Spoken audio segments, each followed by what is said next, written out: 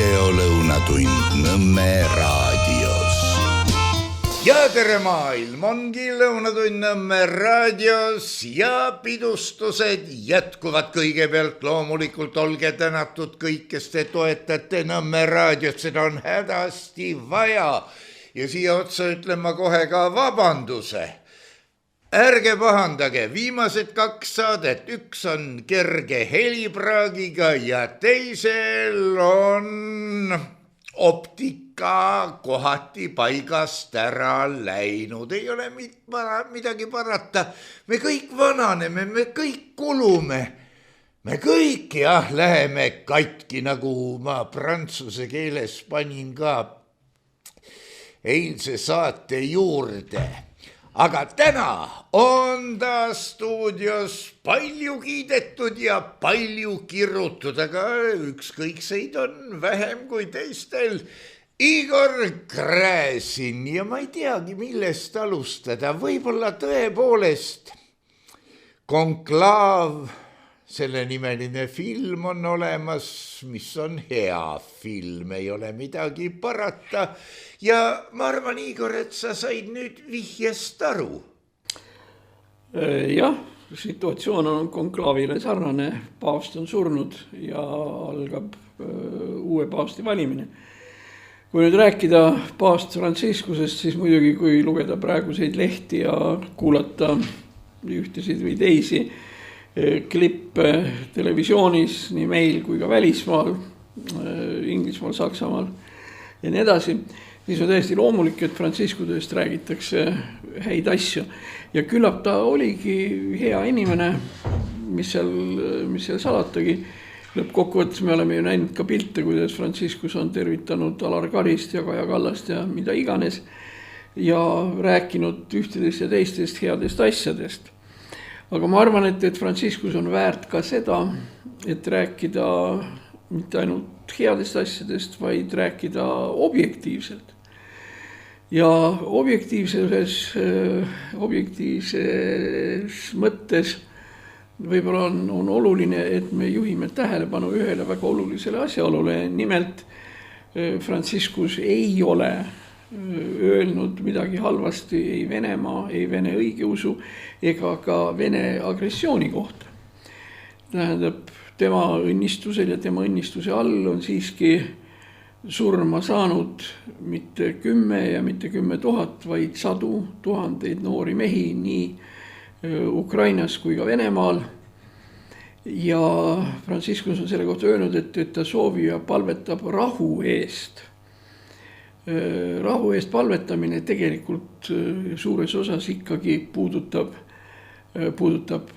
agressori toetamist.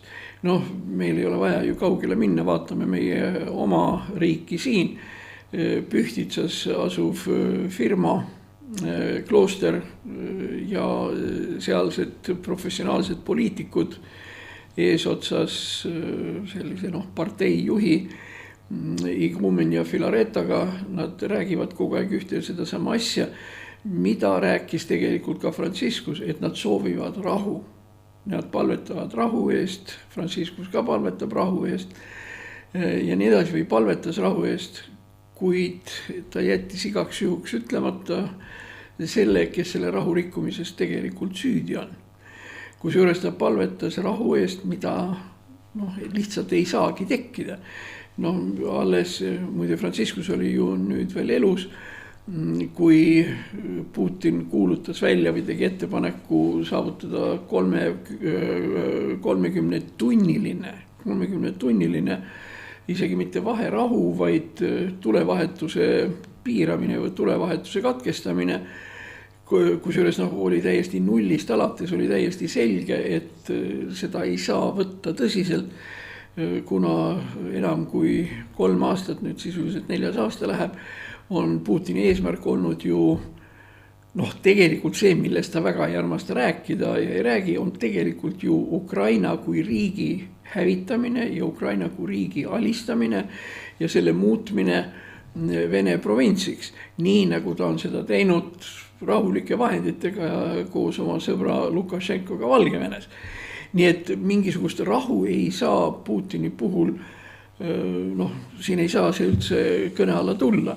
Ja selles olukorras, kus meil on teada üks pool, kes, no seda teavad tegelikult kõik, et Putin rahu ei taha, rahu on jutt ja tegelikult on ikkagi jutt sõjalisest agressioonist. Selles olukorras nüüd vaadata minu pärast kas või Pühtitsa nunnasid ühelt poolt ja kindlasti väga paljudes kordades ka Franciscuse sõnu.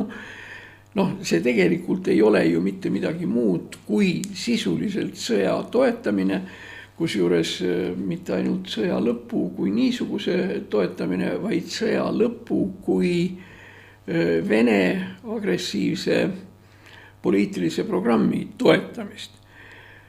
Ma olen valmis möönma, et Pühtitsa nunnadega seal on lugu selge, nad on ikkagi nii ära rikutud iga kandi pealt, et siin ei ole ju millestki rääkida, tähendab, nad ei kujuta endast mingisugust läbirääkimist või isegi usulise kontakti partnerid, tegemist on lihtsalt puhtakujulise Vene sellise Vene sõjaväe või Vene sõjalise agressiooni toetamisega usulisel teel, siis Franciscus võib-olla mõtleski ja ma ei tea seda kindlasti, Philippe Jourdain ja kõik teised ütlevad, mida ta mõtles tegelikult. Võib-olla Franciscus mõtleski, et oleks hea, kui saavutatakse rahu ja muide tõenäoliselt ta tahtiski rahu saavutada. Aga kuna ta oli inimene, kes ei olnud Euroopaga kuidagi eriti seotud ja kes tuli esimene paavst, kes tuli väljaspool Euroopat Argentiinast, ta lihtsalt ei kujutanud väga hästi ette, mida tähendab Venemaa, mida tähendab Vene õigeusu kirik, mida tähendab Vene õigeusu kiriku poliitika ja nii edasi, et sellises olukorras rääkida kiiresti ja võimalikust rahu saavutamisest, ma ei ütle, et see on silmakirjalik, aga see on mõttetu teataval määral. Aga me ei saa seda Franciscusele ette heita, kas lihtsalt sellepärast, et mis see Trump siis targem on. Trump ju tahtis ka sõlmida rahu kõigepealt 3 päeva jooksul, siis veel mingi aja jooksul, nüüd ta tahab seda rahu saavutada 100 päeva jooksul, mida ta ei saavuta mitte mingil juhul. Kusjuures huvitav on ju see, et Trump ja tema riigisekretär ehk välisminister Marco Rubio on öelnud, et aitab küll, et nemad on nendest läbirääkimistest Venemaaga ja nii edasi, et nad on juba kõik väsinud ja nad nüüd enam sellega edasi ei tegele.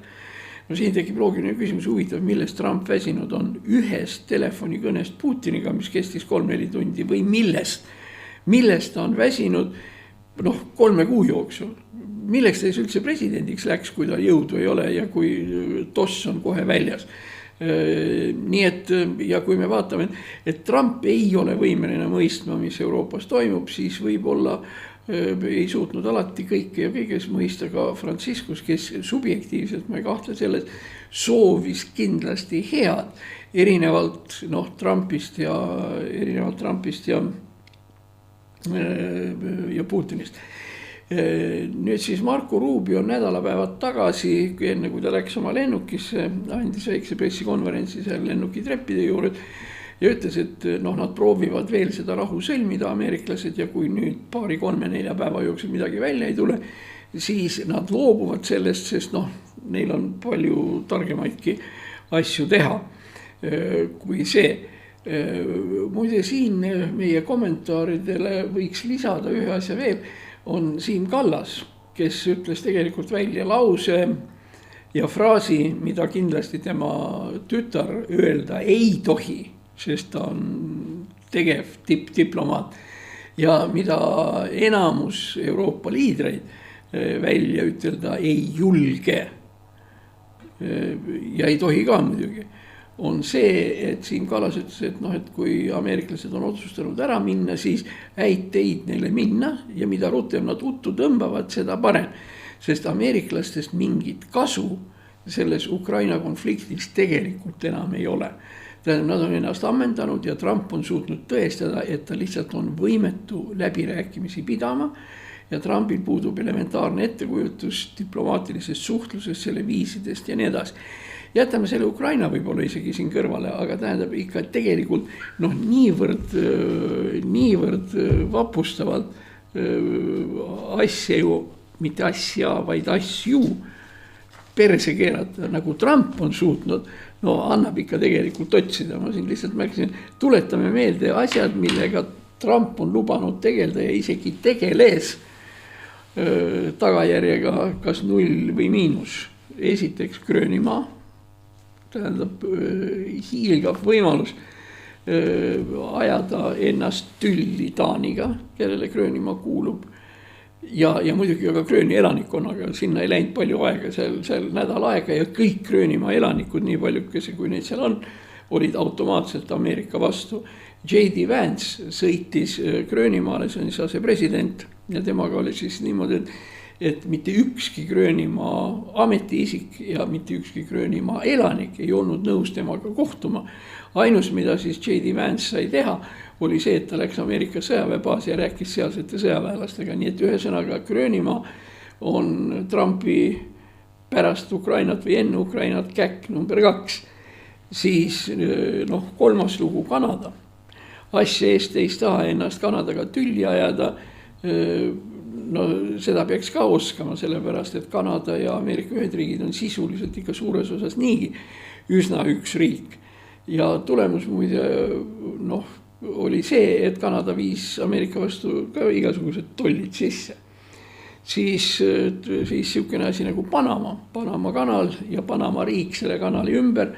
Tähendab igasugused ähvardused, muud asjad ja Panama on sisuliselt kehtestanud erirežiimi kõikvõimalikele Ameerika laevadele, sealhulgas ka sõjalaevadele.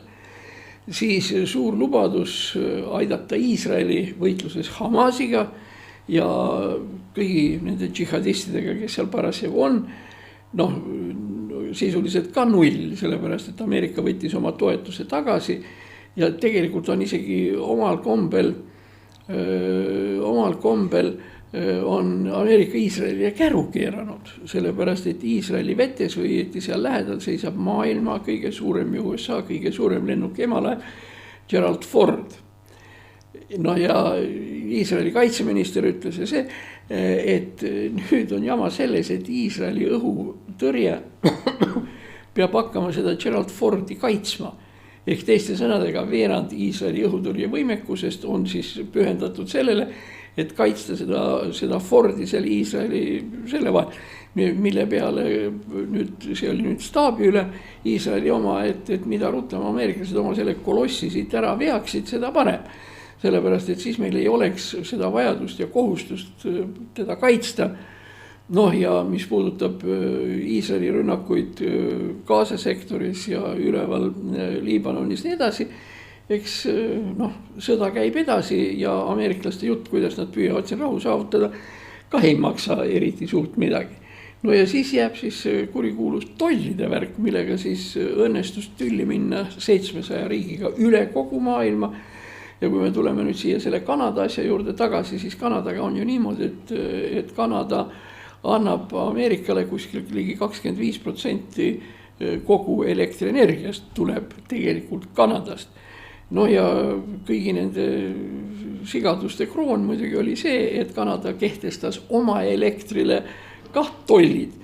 Nüüd 25 ja mingitel tingimustel 30%, ehk teiste sõnadega Trump viis asja nii kaugele, et Põhja-Ameerika Ühendriikides, tähendab seal Michigan, Ohio, Pennsylvania, kõik need ülemised osariigid, kes seal on, nendel läheb elekter 3% võrra kallimaks tänu sellele tollipoliitikale. Ja siit siis tekibki tegelikult loogiline küsimus, et kas Trump üldse annab endale aru, mida ta teeb. Siin on üks väike nüanss veel, et tähendab kõik see tollide süsteem Euroopa vastu, Euroopast tulevate kaupade vastu, ei arvesta seda, milline on see vastupidine kaupade liikumine Euroopast Ameerikasse ja Ameerikast Euroopasse, tähendab mõlemal poolel. Kui ameeriklased kehtestasid tollimaksu sellistele rasketele ränkadele asjadele, nagu näiteks raud, teras, alumiinium, põllumajandussaadused seal, teravili ühel või teisel määral, autokummid, kui praegu neid meenutama hakata, autoakud ja see, siis nüüd Euroopa on omalt korda kehtestanud tollid Ameerika kaupade vastu ja mis need Ameerika kaubad on? Kõigepealt kaup number 1, arvutikiibid, siis igasugused elektronskeemid, mis pannakse arvutitesse sisse, samuti tarkvaraprogrammid, õieti tavalised need tarkvaraprogrammid, mida meie näeme, need on, eks ole, tasuta. Aga need, mis tegelikult ikkagi tootmise jaoks on nii edasi, need on tegelikult, nendel on olemas ka oma ränidest tehtud kandjad. Ehk teiste sõnadega, kui Trump paneb tolli mingisuguste raudjurakate vastu, nagu ütleme seal alumiinium ja raud, siis Euroopa paneb oma tollid kõige selle vastu, mis kujutab endast tarkvara ja selle vastu, mida toodetakse räniorus ehk Silicon Valley's nendes uutes tehnoloogia ettevõtetes. Rääkimata juba sellest, et suurenes Euroopa import sellistest riikidest nagu Lõuna-Korea ja Taiwan, kes on maailma kõige suuremad kiibitootjad. Järelikult Ameerika see äri kaob ära. Midagi on juba ennast tunda andnud ka isegi selles kuulsas Teslas, mis on Elon Muski oma need autod ja nii edasi, kusjuures ega siis küsimus pole mitte ainult lihtsalt niisama autodes, et rool ja 4 ratast ja armatuurlaud, vaid jutt on sellest, et ühes normaalses elektriautos, ma ei tea, see ei olnud küll Tesla, see oli siin mingisugune üks teine asi, mida nad müüvad siin Sõpruse puiestel, mitte Tesla, vaid üks teine elektriautode firma, Korba, mul polnud midagi teha seal ja enne kui ma sinna kohvi läksin jooma sinna kõrvale Pihlakasse, ma jalutasin sinna sisse, vaatasin neid autosid ja kuna müügimehel ka midagi polnud teha, siis tal oli ka tore juttu ajada. Me rääkisime üldse nendest uutest autodest ja värkidest ja siis selgus asi, mis tuli minu jaoks näiteks täieliku üllatusena. Ühe sellises keskmiselt kaasaegses autos, mis on disainitud, ütleme, pool aastat või aasta tagasi, on mikroarvuteid ligi 30 tükki. Tähendab, ainuüksi karburaatori peale on neid seal 5-6 tükki, pluss igasugused, eks ole, seal piduritesse ja süütemehhanismidesse ja need, mis reguleerivad kütuse peale panemist ja nii edasi. Selle taga on igal pool on arvutid. Ja kui me nüüd mõtleme selle peale, et arvutite peale panebki Euroopa põhilise paugu Trumpile, siis nüüd me olemegi sinna välja jõudnud, kus me siis praegu oleme. Aga võtame ringiga tagasi, kust me üldse rääkima hakkasime, siis võib-olla räägime millestki muust. Me rääkisime sellest, et kas Franciscus on paavst, kes suudab näha maailma poliitilisi trende ja nii edasi. Ja natuke mulje, et ta päriselt ei suuda, et ta ei suutnud aru saada, mis on Venemaa kirik ja millised perspektiivid on sotsiaalsel arengul üle kogu maailma ja nii edasi. Et tõenäoliselt ta soovis head ja me loodame, et see hea, mis ta meile soovis, saab ka teoks. Aga ta ei saanud aru sellest, mis Euroopas toimub.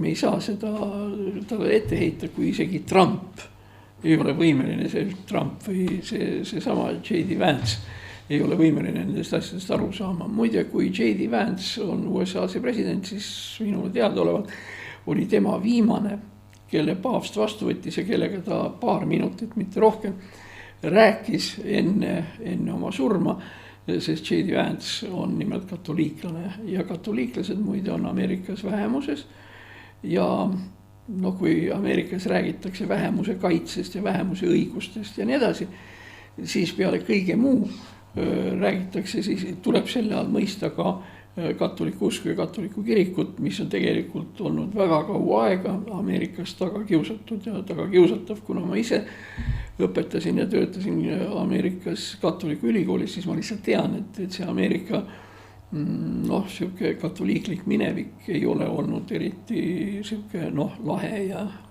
tore, et seal on ikka olnud selliseid tagakiusamisi ikkagi oluliselt ka. Aga Igor, siin tuleb mul meelde selle sõja ja rahu teemal Nõukogude armees teenimise ajal, mida ütles väeosa Zampoliit, Vitali Ivanovitš Betin, praktiliselt oli ta meie rühmakese otsene ülemus ja ta ütles, juttu oli vist patsifistidest, ei, me ei ole rahu poolt, me oleme sõja vastu. Ja kui ma sellele mõtlesin, siis tuli põmdi kohe 2 ajupoolkera vahelt välja parabellum.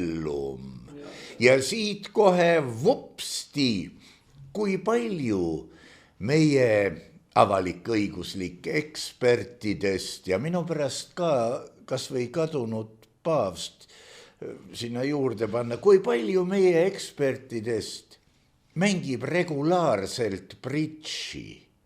Ja siit järgmine samm oli juba Adolf Hitleri Mein Kampfi juurde, kus on riikide poliitilised seosed lausa põhikooli tasemel lahti seletatud Esimese maailmasõja näitel. Nojah, kui juba siis sõja asjandusest ja sellest rääkida, siis ma arvan, et esimene asi, millest me peame endale aru andma, on see, et sõda selle sõna senises ja klassikalises tähenduses ei ole võimalus. Teda lihtsalt ei eksisteeri.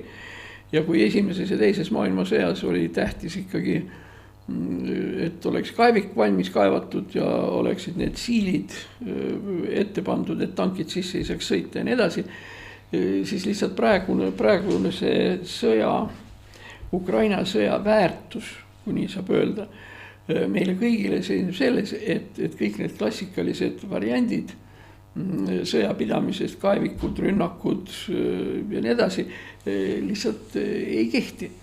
Kas see on seotud mõneti ka sellega, et beebibuumi põlvkond ei tohi sigima kukkuda, muidu saab tõesti liiga palju? Jah, võib-olla tõesti.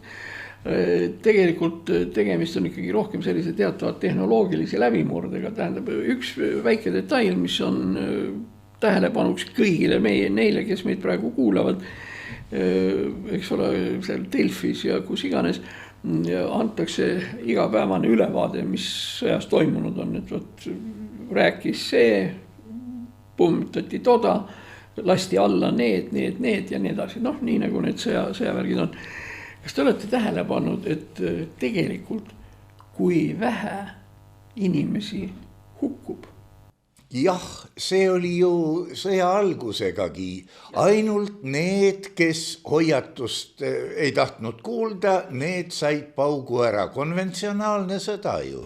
Jah, aga need, kes aga no, endale ette kujutada, et üldse keegi oleks ajalehe tasemel kuidagi tähele pannud, et võt eile olid siis sellised sõjalised asjad või eile ründas Venemaa seda ja seda seal Ukrainas või siis vastupidi ukrainlased ründasid sinna ja siis oli niimoodi, et 3 inimest said surma ja 10 said haavata.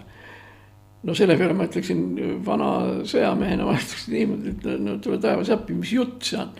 Kas keegi üldse kunagi oleks mis tahes sõja, sealhulgas Korea sõda, Vietnami sõda tähele pannud 13 inimese kadumist rindel.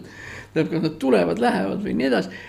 Kusjuures siin ei ole ju tegelikult jutt mitte ainult, no need numbrid ei ole tõenäoliselt valed, sellepärast, et keegi sõdivatest pooltest ei vaidlusta neid, noh enam-vähem nii ongi.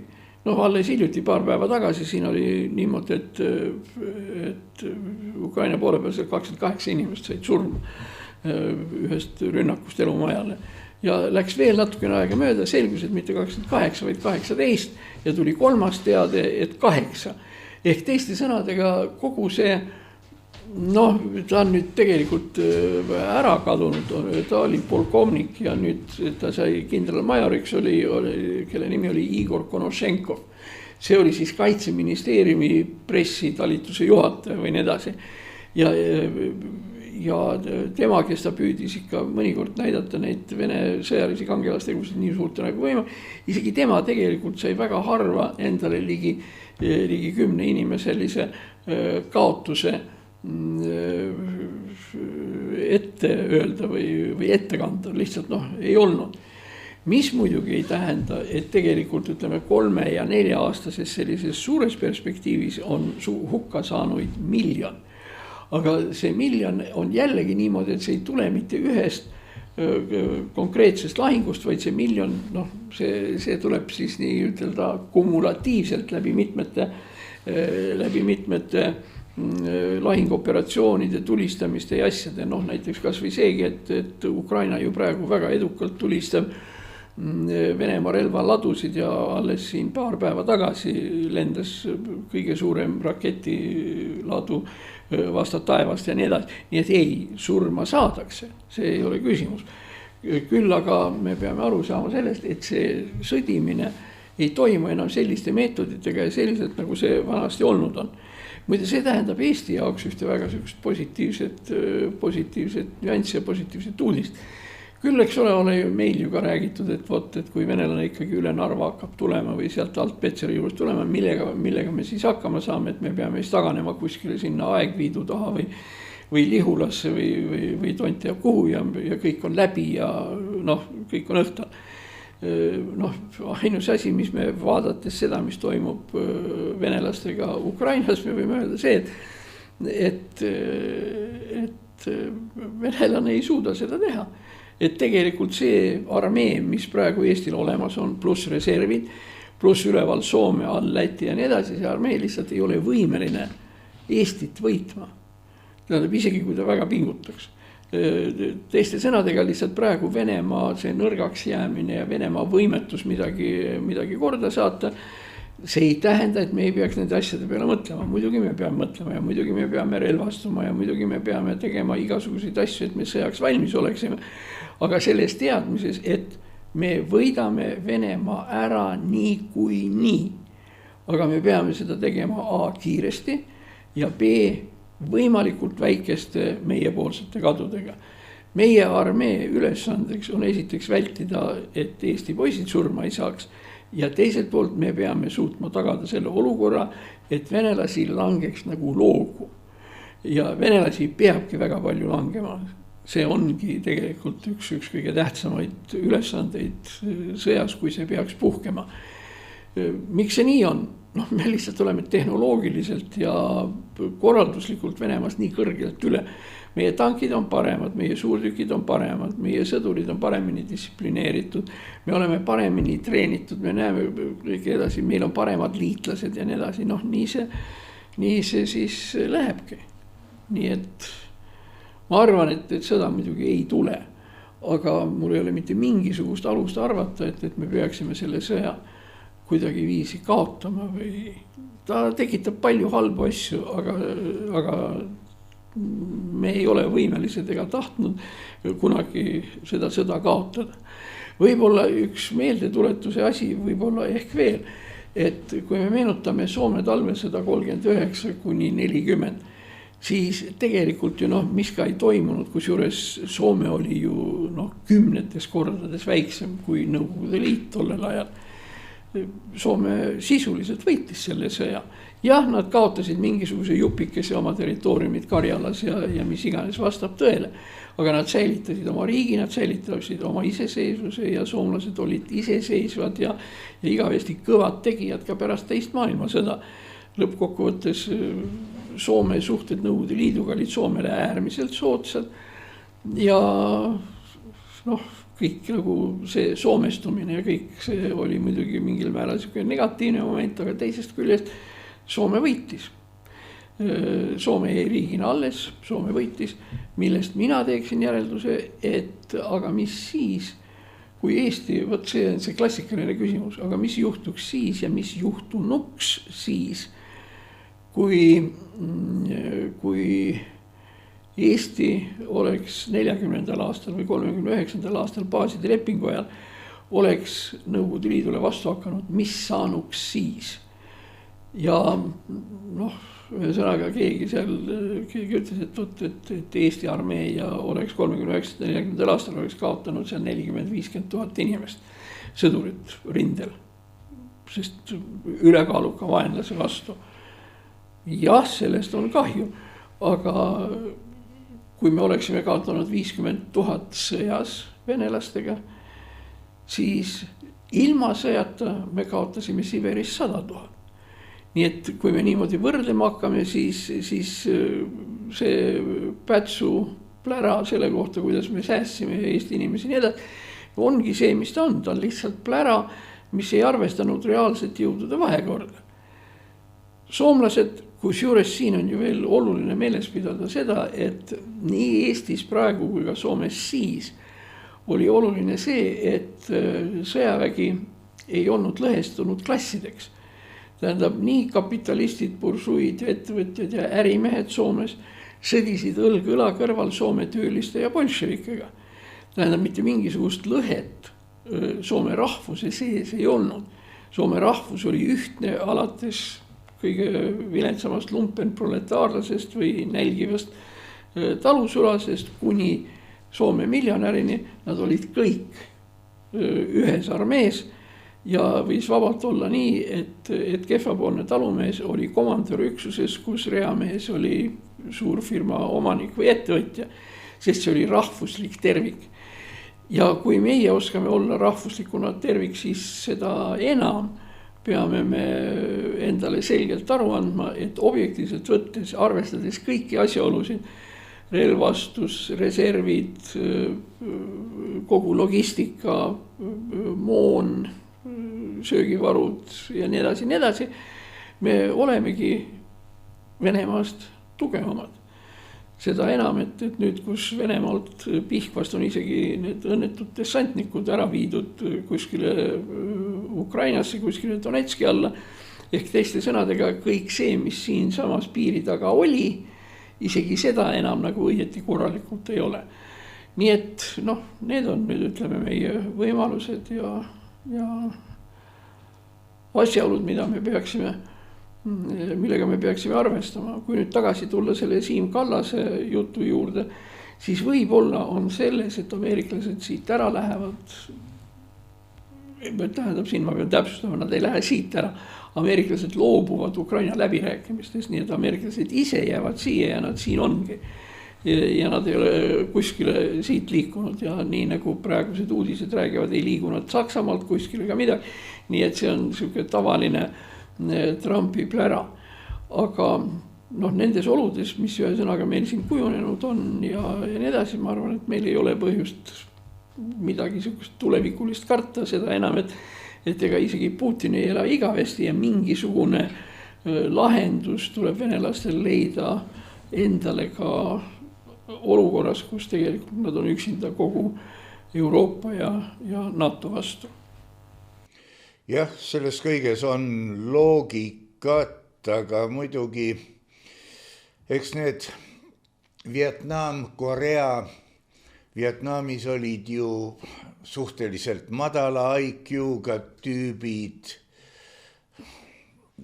Ameerika poole peal pean silmas, kes nii nagu hirmu ja õuduse jutud räägivad, ei saanud aru, kes nad on, kus nad on, miks nad on, mida teha tuleb ja nii edasi. Ega sellise kontingendi ma ei pea nüüd silmas seda, et kõik ongi sellised. Sellise kodumaale tagasi toomine, see tähendab, et neile tuleb anda tegevus. Nendega tuleb tegeleda, see on päris hull asi. Võtame kas või toob sealt Ameerika maa koju tagasi Bahreini külje alt selle 5. laevastiku. Neilegi tuleb anda tegevust või sellele laevatäiele, mis istub praegu, nagu sa ütlesid, Iisraeli külje all. Kuhu sa nad paned? Relvatööstus toodab nii, et vagu taga. Milleks? Need vidinad tuleb ju inimestele kätte anda, et inimene tapaks inimest. Võiks ju loomulikult ajada asju taevatäie droonide ja muu taolisega, helistada ette ja öelda, et vot nende koordinaatide pealt tee nüüd kilomeeter korda 2 lagedaks inimestest, me künname seda. Aga see kinnitab ainult, et sõda on suur äri, kus juures selle äri sisse käib ka sigivuse mõistusega inimeste sigimise piiramine. Kui me vaatame klipikesi, olgu nad Ukraina või Vene kohta, kuidas väevõimuga rabatakse tänaval noortel meestel või ka, peaaegu minuealistel, ütleme 10 aastat noorematel turjast kinni autosse, lähed sõjaväkke nüüd. Mis siin rääkida patriotismis, siin kumab ikka see ubi bene ibi patria läbi. Tõmban uttu ja on see Isamaa minuga ükskõik kus pärapõrgus. See on üks meeletu segadus ja ikkagi ka sinu pikemas jutus jäi kumama see, et me teenindame ja teenime raha, mitte südametunnistust või jumalat või midagi taolist. Jah, paavst Argentiinast.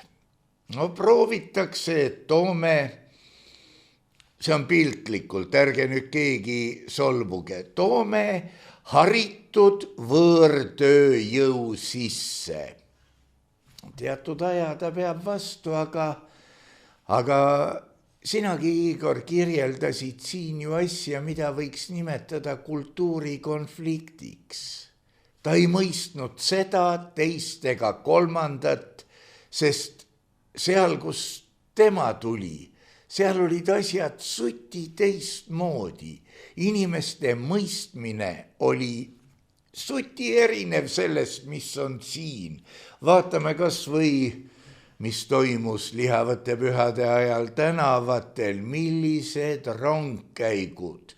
Ei ole vaja vaadata kaugele sinna Lõuna-Ameerika poole, vaatame Hispaania poole, 26 tundi järjest. Pasunad üürgasid, trummid, matsusid ja inimestel on seda vaja. See on nende rahumeelse eneseväljenduse üks osa. See ei ole Brasiilia kergelt kahtlase sättumusega 3-päevane üritus, kus elatakse ennast välja, et siis aasta jooksul taastuda. See on midagi muud. Seal tõepoolest ilmselt me näeme usku. Jah, ega ma rohkem praegu jutti ei ütlegi. Siin oli väga mitmesuguseid teemasid, kusjuures hakkame esimesest peale, mis on tegelikult olnud Euroopa üks klassikalisi probleeme. Mida teha sõduritega, kes enam ei sõdi, tähendab, kes tulevad sõjast tagasi. See oli väga tõsine probleem, oli see Rooma impeeriumis näiteks. Sõdurid, kes olid mingid asjad ära võitnud, need edasi, neile anti lihtsalt kirkad kätte ja nad hakkasid teid ehitama. Kui me räägime praegu Rooma teedest, mis on kvaliteetsed, nii kvaliteetsed, et nad kehtivad veel tänagi autodele sõitmiseks, siis tegelikult on see kõik Rooma jalaväe ehitus. Miks? Sellepärast, et kui sa neile midagi ei anna, siis nad tulevad Rooma linna ja kukutavad keisri ja panevad oma enese komandöri keisriks asemele, mida nad enamikul juhtudel muide ka tegid. Aga see on esimene näide, tähendab sõdurid, kes jäävad üle, mis nendega teha, paneme nad siis teid ehitama. Võib-olla mis on meie enda Eestiga otseselt seotud, täpselt seesama lugu, on kuulsad ristisõdijad. Sellepärast, et ristirüütlid ja ristisõdijad, kes läksid vabastama Jumala hauda Jeruusalemmas, vabastasid ära või siis ei vabastanud, need ristiretked käisid ikka nii ja teistpidi nii edasi. Nendest tekkis probleem, kui need 20-30 000 relvastatud ristirüütlit, kui need jõudsid Kesk-Euroopasse, siis tekkis probleem, mis Kesk-Euroopas nendega peale hakata. Ja see oli Saksa keisririigi imperaatori üks kõige tähtsamaid probleeme. Meil on ripakil 30 000 matsi, kes muud ei oska kui tappa, kellel on teravad noad ja teravad mõõgad ja nii edasi. Ja need töllerdavad nüüd Kesk-Euroopas kuskil praeguses mõttes, kuskil ütleme seal Preisimaa, Saksamaa, Austria selle vahel. Ja mis sa nendega teed? Ja raha on neil otsas. Raha on, mida teha? Ja see probleem lahendatigi sel teel, et nad suunati vallutama uut pühamaad, mis sai, kui seal oli meil, kui Jeruusalemmas meil on Jeesuse maa või Jeesuse see haud ja kõik see ümber on Jeesusele pühendatud maa, siis oli vaja välja mõelda ja mõeldigi välja maa, mis kuulus, mida on ka vaja vallutada, paganate igasugust tont teab kelle käest, mis oleks siis pühendatud Jeesuse emale ehk Neitsi Maarjale, millest siis tuleneb ka meie nimetus Maarja maa, mis oli pühendatud siis neid, sest oli pojamaa Jeruusalemm ja oli emamaa, mis on siis praegu Eesti, Läti ja kõik see, kust tuleneb see nimetus Maarja maa. Mis oli see põhiline probleem, kas siit oli siis nüüd tõesti oli see probleem nii suur, et oli vaja hirmsasti ristida või teha siin eestlaste ja lätlaste eelkäijatega mida tahes? No ei olnud. Sellepärast nii imelikkusega ei ole, see on jällegi üks asi, mida meie ajaloolased ei armasta koolilastele rääkida, aga see, kui ristirüütlid tulid meie praegusele maale, jutumärkides ristiga, on isegi raamat kirjutatud tule ja mõõgaga ristitud maa, siis tuli ja mõõk võis olla, mis ei ole ka kaugeltki kindel, aga see maa oli ristitud. Sellepärast, et eestlased olid kristlased, enne kui ristirüütlid siia tulid. Ja need, kes ristisid siin, olid venelased ja oli ristitud 100-200 aastat enne seda, kui nad Rooma ristirüütlid ükskord siia jõudsid. Nii et ristida polnud vaja. Nüüd oli siis küsimus, see muide oligi, mis pärast seda ka ajaloos väga ei räägita, sellepärast, et ei ole nagu normaalset viisakast seletust nendele ristirüütlitele, kes siia tulid. Ristida polnud vaja, oli vaja teha mida. Ja vastus sellele siis kuni tänase päevani tegelikult ajalooteadus nii väga ei anna. Aga tähtis on see, millest me nüüd rääkisime, sõjast üle jäänud inimesed on alati olnud probleem. No Stalin tegi nende inimestega halvasti, ta saatis nad Põhjamaale, Vologda kanti ja sinna üles. Võib-olla inimesed, kes on täna 70 veel mäletavad seda, et meie lapsest saadik või meie laste aegadel olid sellised inimesed, kellel ei olnud jalgu ja kes sõitsid selliste ise tehtud kärude peal, mille ratasteks olid kuullaagrid ja neil olid mingisugused asjad olid käes, millega nad ennast edasi ja see kõrin oli kuulda, eks ole, poole tänava peal ja nii edasi. Need olid need sõjaveteranid, kelle eest riik tegelikult ka kuidagi ei hoolitsenud. Stalini jaoks oli väga oluline kõigi nende santide ja kehvade inimeste äraviimine Kesk-Venemaalt, Moskvast, Leningradist nii edasi, et inimesed ei näeks neid sante. Ja sisuliselt neid ei peetud seal normaalselt inimväärselt eluski, kloostrites muidugi seal Valamo kloostrid ja Valamos ja nii edasi, kus ütleme kirik ja nunnad ja mungad neid mingil määral toitsid, aga need olid inimesed, kes olid sõjast tehtud ebardlikest värdjateks ja nii edasi. Stalin lahendas selle probleemi, et nad on üleliigsed sel teel, et ta lihtsalt kupatas nad riigist minema. Omaette väga suur probleem oli seoses kuritegevuse ja tont teab millega USA-s Vietnami sõja veteranidega. Tähendab, kes tulid tagasi, kellel eks ole, filmist meenutame Forrest Gump, eks ole, seal see Forrest Gumpi komandör, leitnant, eks ole, kes oli jalgadest ilma. Tüüpiline case, kus Ameerikas oli ikkagi väga suured probleemid Vietnami sõja veteranidega, kes olid füüsiliselt haavatud ja võib-olla veel rohkem psüühiliselt haavatud, tähendab, kes ei suutnudki kohaneda normaalsetes rahumeelsetes tingimustes, kelleks nad said eeskätt kurjategijateks. Ja nii edasi. Nii et ma arvan, et Putin nagu praegu ei anna endale veel väga selgelt aru, mis teda ees ootab selle sõja jätkudes. Aga lõppkokkuvõttes Putinil võib-olla on probleemid lihtsamad, seepärast Putin ei hooli inimestest kuigi võrd. Seda enam, et kuskil 10-15% vähemalt on Vene armees praegu kurjategijad, kes on vabastatud karistuse kandmiselt, tähendab Vene vanglates ja koonduslaagrites ja mis iganes. Aga probleem kui niisugune on olemas. Nii et ühesõnaga, kui me räägime sellest, et mida tähendavad sõjakulud, siis sõjakulud sisaldavad endas ka kulusid nende inimeste peale, kelle elud on ära rikutud. Muide, see oli üks väga andekas majandusteadlane, tähelepanuväärne venelane, on see, et eks ole, Venemaal on ju praegu niimoodi, et iga sõduri eest, kes hukkub, makstakse tema perekonnale teatav summa. Ja siit järeldub siis niimoodi, et mida rohkem ja mida kiiremini nad hukkuvad, seda kiiremini saab selle summa välja maksta ja seda kiiremini lõpeb see välja makstava summa akumulatsioon, mis muul juhul tekib.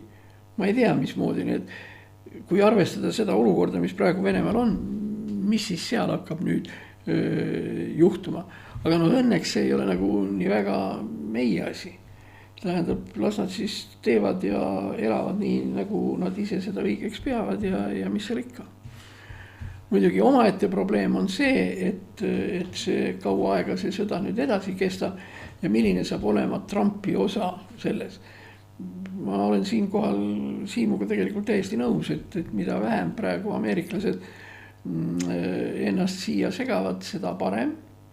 Sest kõik see, mis ameeriklased on andnud, nad on andnud, Ameerika sõdurid on siin olemas, rohkem pole neid vaja, need, kes on väga hea, kui nad siia jäävad. Ja siis vaatame, mis edasi saab. Nüüd see äsjane Londoni nõupidamine, järjekordne rahu nõupidamine, ei andnud jälle mingisuguseid tulemusi, aga las nad vähemalt arutavad, et mida saaks teha ja kuidas. Seda enam, et Ukraina on tegelikult ka väga hästi selgeks teinud, et neil ei ole mitte midagi muud vaja peale relvade ja laskemoona, et me saame nagu asjadega ise hakkama. See muidugi tähendab seda, et NATO peab oma selle positsiooni kuidagi ümber hindama. See fraas, et Ukraina mingil juhul ei saa NATOsse, loogiline on siin küsida, kes sellest kannatab, kas NATO või Ukraina. Sest üldiselt tunda on, et Ukrainale ei tee see tegelikult ei sooja ega külma. See lihtsal põhjusel, et NATO see ülemine juhtkond, kindralkond ja nii edasi on suhteliselt võimetu, ega seal ei ole. Mida kujutab endast NATO? NATO on Brüsselis, NATO peakorteris, seal on kirjutuslaud, tool ja televiisor kabineti nurgas ja muud mitte midagi. Ja selle laua taga istub siis üks Ameerika kindral. Läheb Ameerika kindral minema, pole lugu. Tuleb istub mõni Euroopa kindral, aga see ei muuda midagi, sest NATOl ei ole mingisuguseid oma sõjavägesid ega midagi taolist.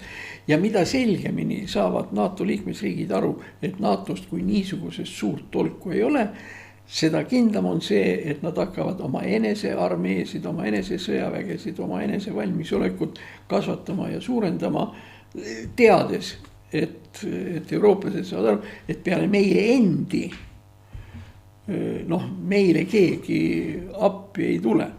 Ja see artikkel 5, kes teab, parem kui me teame küll, et see artikkel 5 on seal olemas, et meile peab appi tulema. Aga väga hea on see, kui me saame aru, et aga mine võtta kinni, mis me teeme siis, kui nad meile appi ei tule. Ja selleks me peame põhimõtteliselt valmis olema ja kui me niimoodi valmistume, nagu me praegu seda teeme, siis midagi hirmsat selles ei ole. On ju palja silmaga näha, et on olemas Skandinaavia riigid, kes on automaatselt ise oma ideega, oma kavatsustega meile appi tulemas. Poola, Balti riigid, nii edasi, nii et ühesõnaga aeg on karm, aga paanikaks ja selleks ei ole nüüd küll mitte mingisugust põhjust. See on kuldne teema lõpp. Ärge hakake kartma, ärge paanitsege, katsuge säilitada nii terve mõistus kui vähegi võimalik ja olge rahulikud. Mis juhtuma peab, see juhtub. aga nüüd sa, Igor, paned juba oma pabereid seal kuidagi pidi, kas järjekorda või kokku või mis sa teed seal? Ei, kokku panen. Et siin on igasuguseid teemasid, millest saaks alati rääkida, ma millest sain nimetada, näiteks Macroni idee rahuvalvest, metanoolivabrik. Muide, kas me metanoolivabrikust mitte ei rääkinud juba? Ei tule tuttav ette või? Okei, siis läbirääkimine Vitkov ja 16-kilomeetrine toru, mida mööda venelased ronisid ja kõik seda. Ja siis, üks omaette teema on see, milline on Trumpi psüühiline seisund, sellepärast, et see Trumpi täna nii, homme naa on mingil määral tekitab kahtlusi, kuivõrd ta psüühiliselt tasakaalustatud on. Ja ta mõneti on nagu meile edastatav ilmateade, mis kord on nii, siis järgmisel päeval naa ja tõmbleb ja tõmbleb ja tõmbleb. No seal on olemas muidugi üks probleem, millest on siis nüüd igasugused psühhiaatrid siin arutanud ja kirjutanud ja nii edasi. Võt, kui sa kuuled Trumpi inglise keeles, ilma tõlketa nii edasi, siis sa paned tähele, et ta ütleb mingisuguse lause ja ta kordab siis seda lauset või õieti ta kordab selle lause teist poolt ja siis ta kordab veel seda viimast sõna. Selle asja nimi on polülaalia ja see on seotud sellist teatavate neurootiliste ja psühhootiliste probleemidega. Selle hulgas Parkinsoni tõbe, siis neuropsühhiaatrilised probleemid, olekud, Alzheimer ja nii edasi, nii edasi. See ei ole ju teab mis hull, aga selle asja teeb hulluks see, et üks psühhootiline seisund, mis sellega kaasneb, on selline asi nagu skisofreenia, skisofreeniaga seotud nartsissism, tähendab Trump meeldib endale väga. Ja see tegelikult miks ta siis rääkis sellest Kanadast ja miks ta rääkis sellest Gröönimaast ja millest iganes, miks ta rääkis sellest, et mis ta siis tõesti tegelikult tahab saada. Ta tahab poosetada. Ja talle meeldib olla selline üleüldine miski, näiteks ta armastab rääkida sellest, kuidas ta rahu tahab saavutada ja nii edasi, samal ajal ta tegelikult, kui nüüd vaadata, mida on Trump teinud selleks, et rahu saavutada näiteks Ukrainat, vastus on põhimõtteliselt mitte midagi. Ta on rääkinud ühest või teisest või kolmandast asjast, aga ta ei astunud ühtegi sammu selle rahu tegeliku saavutamise poole.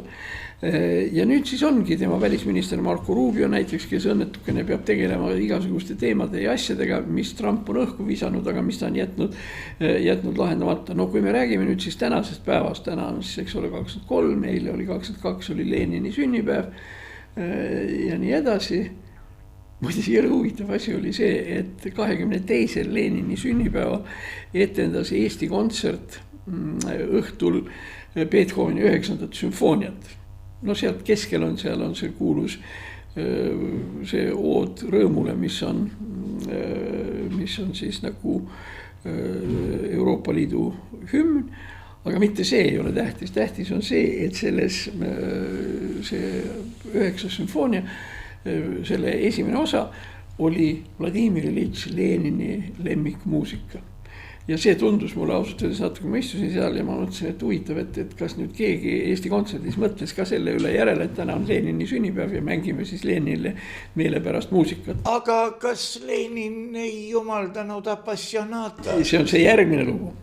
Appassionata ei tule sealt, see on siis nüüd edasi, see on sonaat number 23, kui ma ei eksi. Aga põhimõtteliselt jah, muide sellest on tehtud ka kunstiline film, mille nimi on Appassionata, nii et see ka ja. Aga okei. See oleks vast ikka ka liiast olnud, kui nüüd Eesti Kontsert nüüd mängib 22. Appassionatat, et võiks, vähemalt see jäi ära. Nii et seda muret seal nagu nii ei olnud. Muusika on muusika ja ei pea kontrollima, kas see meeldis Leninile, Hitlerile, Pol Potile või teistele. Ma olen sinuga absoluutselt nõus, aga kui sa istud ja kuuled, siis kui sulle Lenin meelde tuleb, siis mis seal ikka? No Appassionatat ma nüüd ei või kinnitada, et ma seda filmi olen lõpuni suutnud vaadata. Ma olin siiski liiga väike, aga no on nagu on. Ja see on tema sonaat number 23, teiste sõnadega ehk Appassionata, nii et see siis. Aga jah, nii et praegu on meil siis sellised asjad, sellised päevad, 22-23 oli siis Londoni kohtumine, nüüd läheb edasi, mis seal ikka, ega me ikka väga hästi öelda ei oska, mis seal nüüd juhtuma hakkab või juhtumata jääb. Eks räägime siis teistest asjadest, kui Marco Rubio ütleb, et tal on targematki teha kui Ukraina asju, mis seal ikka, on siis targemat ja las olla. Torkaks korra sinna. Sina nimetasid seda nime koguni mitu korda siin, Siim Kallas. Vaatasin mina ühte artiklikest ja selle juurde, no see oli sotsiaalmeedias välja toodud ja selle juures ka väljatooja arvamus asjast, aga seal rõhuti just Siim Kallase ütlemise peale, et põhimõtteliselt ma nüüd oma sõnadega, et valitsused lähevad järjest lahjemaks, kuni võimule tuleb populist. See tähendab seda, et ta tuleb võimule. No me võime ju võrrelda ükskõik millise diktaatoriga. Ta lubab kõigile kõike. Ja siis kehtestab ka omamoodi korra. No siin tuleb arvestada ühe asjaga, tähendab, et kõik see valdkond, mida me nimetame poliitikaks ja poliitilisuseks, on taandumas, kaob ära. Poliitikat kui niisugust, ütleme, enne 16. sajandit naljalt ikka tegelikult ei olnud. No kui me räägime 1500 kopikatega, mis on tähtis periood selles mõttes, et siis tekkis reformatsioon, Martin Luther ja mis iganes. Kas siis oli mingi poliitika? Tegelikult ei olnud. Riike ei olnud korralikke ja me jõuame ju sinna tagasi, et piirid haihtuvad ja money talks. Jah, ega money ka ei tooks, sellepärast, et tegelikult me võime öelda seda, et ega raha nimel juba praegu ei tehta teab kui palju. Tähendab see sama Elon Musk, eks ole, miljard tuleb, miljard läheb, eks ole, so what. Ja kui me vaatame igasugused, hea küll, me räägime praegu miljardäridest, aga kui me räägime tavalistest normaalsetest kapitalistidest, nagu nad tekivad, need nõndanimetatud startupid, võtta see sama Bolti tõukerattad või Bolti need põrinad ja mis nüüd tekkinud on ja nii edasi. Või kui me mõtleme ka selle peale, et tekivad uued ravimid, alates ütleme Viagrast, mis oli omast kohast lõpetades Ozempikuga, mis on praegu väga suke moe ravim ühest küljest vere ja glükoosi vastu, diabeedi vastu ja nii edasi. Kui me vaatame, kuidas need asjad kõik tulevad ja lähevad, siis me ei saa ju ometigi öelda, et seda kõike tehakse eeskätt ju ainult raha pärast. Raha on midagi, mis sellega seoses tuleb, aga raha on midagi sellist, mis seoses sellega ka läheb. Ja nüüd väita, et raha on mingisugune väga suur tegevusstiimul nii edasi, ma ei usu, et see niimoodi on. Tähendab, mida edasi, seda vähem tehakse asju raha pärast, vaid tehakse millegi muu pärast. Muskile miljard juurde panna, ei ole ju, ei tea mis asi. Aga tema tegevus selle nimel, et inimene saaks esimest korda lennata Marsile, on küll asi. Ja täpselt samamoodi, nagu me räägime Steve Jobsist, kes arvutid leiutasid ja nii edasi, siin on ikkagi mingisugused uued täiesti teised stiimulid. Tähendab, ma väidan, et sõda ei ole stiimul, võim on niivõrd kuivõrd ja raha ei ole nagu eriti teab mis stiimul kaasal ja tulevikus, sest lõppkokkuvõttes rõhuv enamus inimesi maakeral või rõhuv enamusi minu pärast kas või siin samaski Eestis või nii edasi. Tähendab, kui sa vaatad nende tegevust ja nende tegevuse motiive ja nii edasi, siis igal juhul raha või vähemalt ainult raha nüüd see stiimul igal juhul nüüd küll ei ole. Ja ma arvan, et ta ei ole üleüldse mingisugune stiimul 20, 30, 40 aasta pärast. Musk tahab Marsile lennata, mitte raha saada. No inimesed tahavad, et neid tunnistataks ja tunnustataks. Siin võib öelda väga kenasti ka noorte kohta, kes on üksjagu egokesksed, et nad otsivad oma mina, aga kas nad ka õigest kohast otsivad, seda ei oska ma öelda. See on juba hoopis teine teema. Siinkohal ma võin lihtsalt öelda, tähendab, kuidas selle rahaga ja kõik see. Ma tsiteerin oma ema kadunukest, kes ütles, et suur raha ei ole kedagi õnnelikuks teinud, aga suur raha puudus on väga paljud inimesed õnnetuks teinud. Nii et tegelikult ühesõnaga mingisugune see tase ja standard ja nii edasi, tähendab normaalne garanteeritud elu, see peab olema tagatud muidugi. Ja ega see probleem ei ole veel kaugeltki lahendatud, vaesust on ikkagi palju ja vaesust on väga palju ka Eestis ja nii edasi, aga kui me räägime, mis saab tulevikus saama, no siis me lihtsalt näeme, et see varanduslik seis ja nii edasi, et see ei ole kaugeltki enam nii tähtis, nagu see mõnda aega tagasi oli. Ma võin ühe näite tuua, see on nüüd muidugi koomiline mingil määral, aga oli üks Austraalia ärimees, kelle nimi oli Nils Taube. Ta oli pärit Norrast ja tema vanaisa oli Viljandist. Ja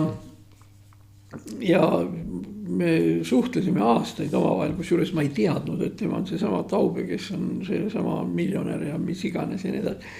Aga kuidagi, kus see välja tuli ja me olime järjekordselt, istusime kuskil baaris ja ajasime juttu ühtedest ja teistest maailma asjadest, siis ta ütles, et tegelikult tal olid maohaavad, ta ütles, et mis mul sellest, et mul on need 150 miljonit või midagi nii edasi.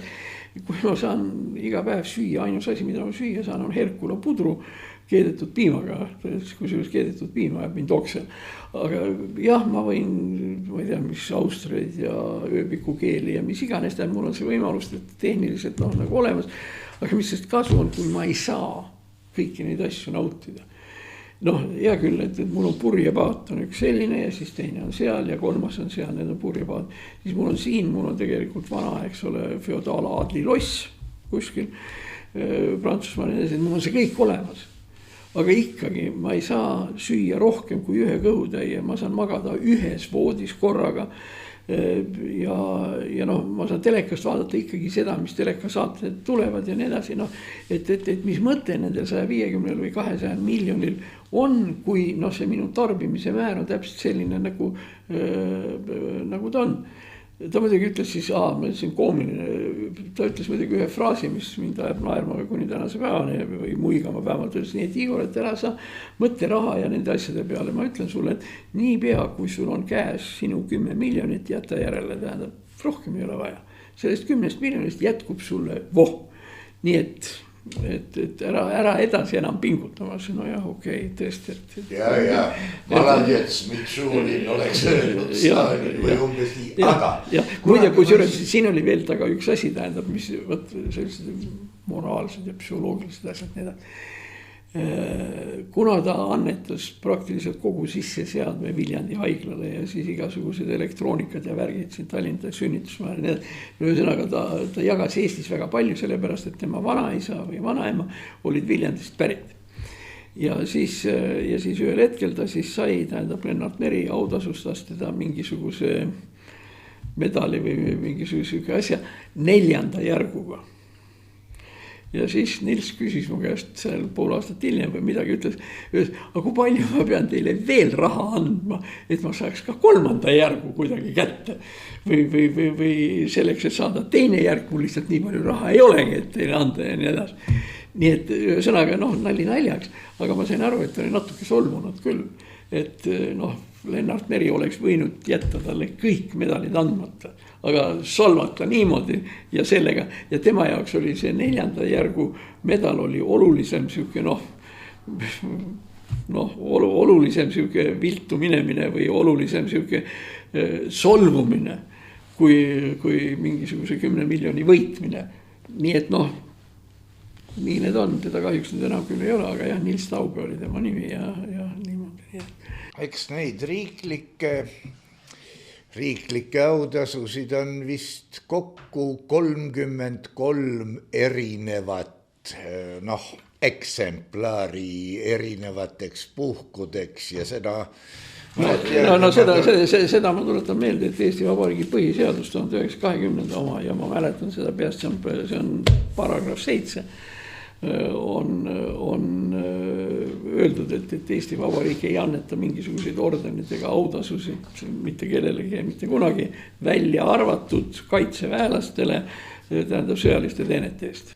Jah, see tuleb ka tuttav. Ja see poleks see, nii, nüüd meil seda enam ei ole, aga selle eest on jälle igasuguseid medaleid, märke ja nii edasi. Ma ei mäleta, kes oli Arnold Grüter või kes andis 800 inimesed igasuguseid medaleid ja autasusid ja nii edasi. Ega sul ka ei ole vist midagi?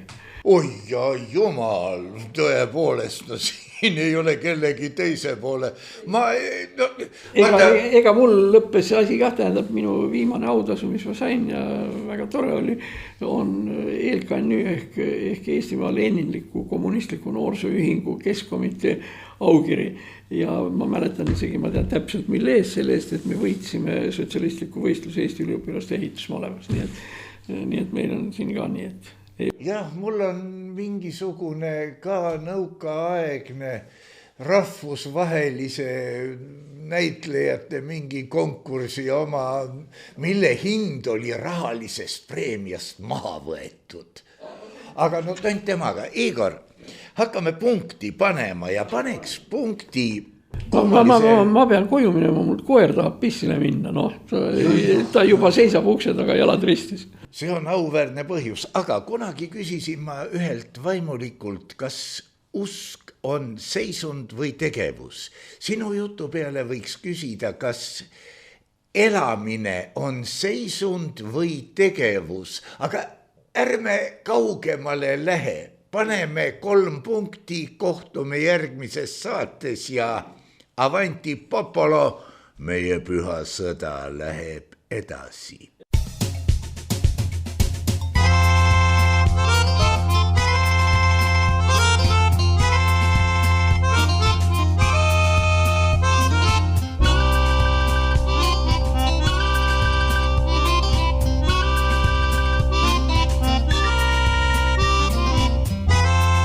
Saade on salvestatud 2025. aastal.